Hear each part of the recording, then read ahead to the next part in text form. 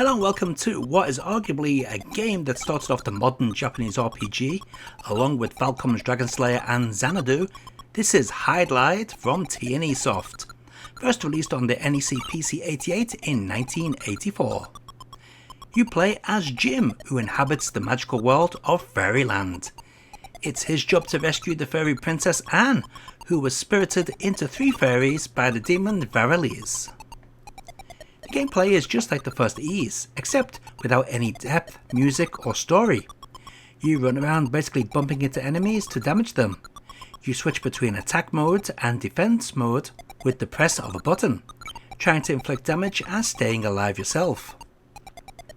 Being in attack mode raises your attack but drops your defense, leading to a swift death if you're not careful. In fact, you'll be faced with your character's death pretty often. Unlike Ys, which requires you to hit enemies in a certain manner, there's no tactics to this system, and it all depends on your stats. You level up, gain magic spells, and try to assemble various items scattered across the realm. There are no inns or characters you can interact with on a friendly basis, so your health and magic basically regenerate as you stand still, also similar to Ys. Even at the time, you could say that Hydlide was rather outdated compared to other games from Falcom, but unlike Falcom's games, this doesn't really have any appeal these days, resulting in quite a poor title.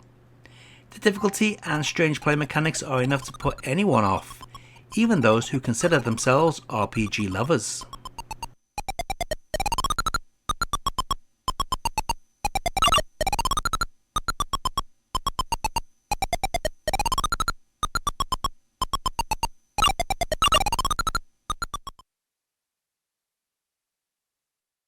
The NEC PC-88 also got a port of Hydlide, and as often is the case, it's basically identical to the PC-98 version, but with slightly different sound. It is running a little too fast here, by the way.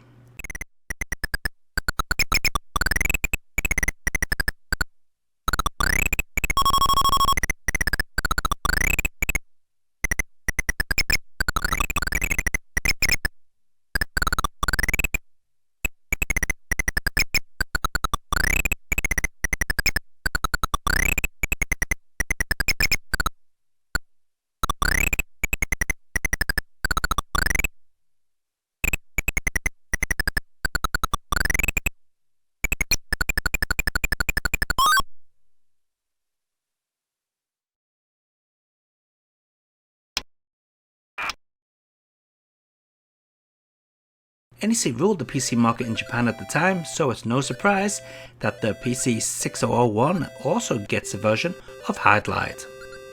This one, as you can see, looks a bit chunkier than the PC-88 and 98 versions. The gameplay remains exactly the same, but that's to be expected.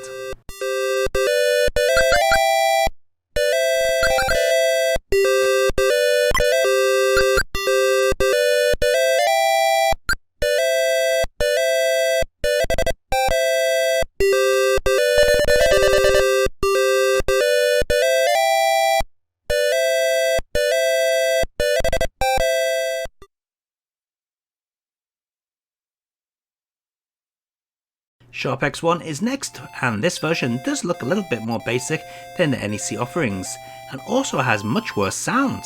But on the plus side, the grinding is a lot more forgiving in this version of the game, leveling up twice as fast. That really does make it more appealing, but then again you are going to play the game with the audio off, as the 5-second music loop will drive you crazy.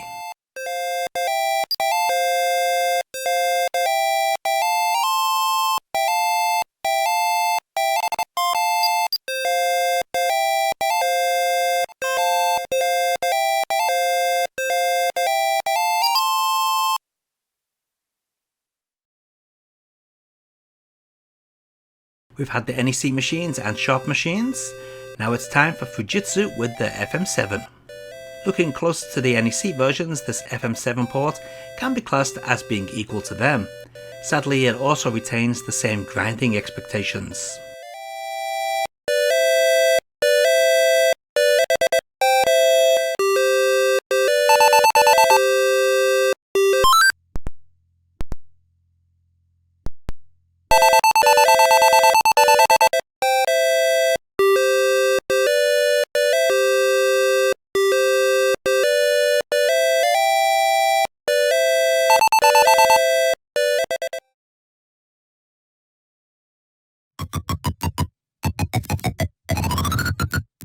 back to the shop with the MZ2200 release. Seems Sharp didn't really care much for audio before the days of the X68000. We have a nice looking version with vibrant colours here, with gameplay to match the Sharp X1 release.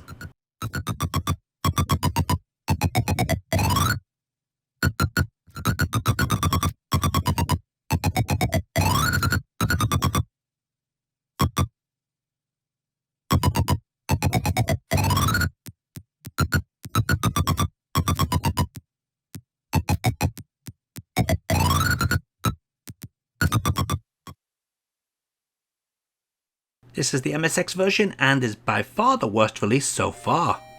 To its credit, you can actually walk diagonally, but everything else is bad. It is easily the worst looking version. The treasure chests have been moved around, the attack system now requires you to hold down fire to attack, and overall it feels quite cheap.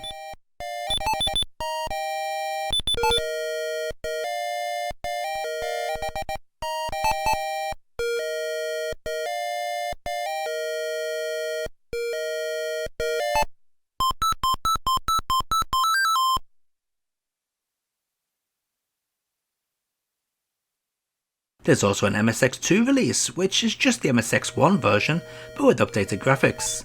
The gameplay and audio are identical to the original MSX version. At least the slime is green in this one.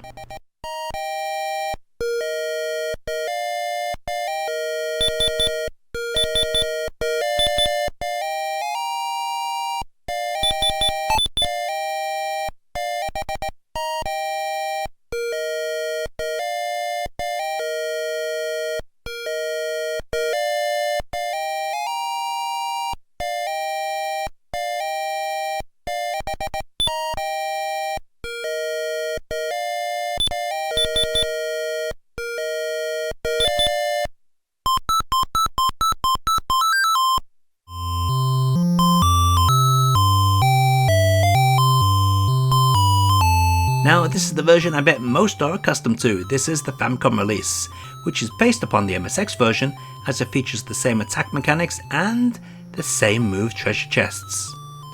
The most famous point about this version is the Indiana Jones inspired tune that plays over and over again. Yeah, it's better than the original, but still rather annoying.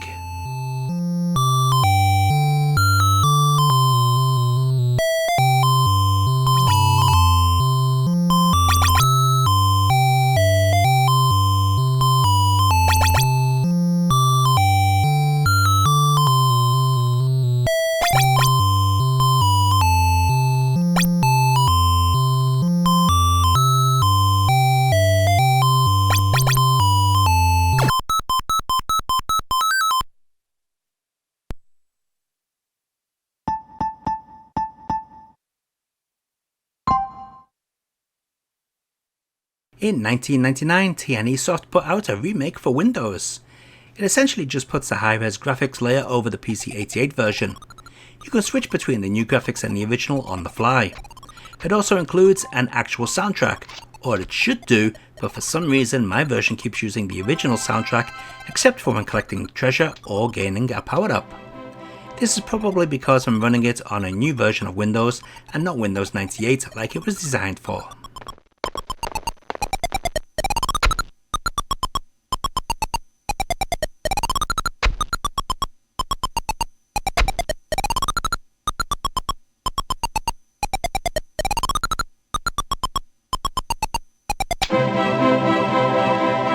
Let's take a look at all those versions of Hydlide running side by side.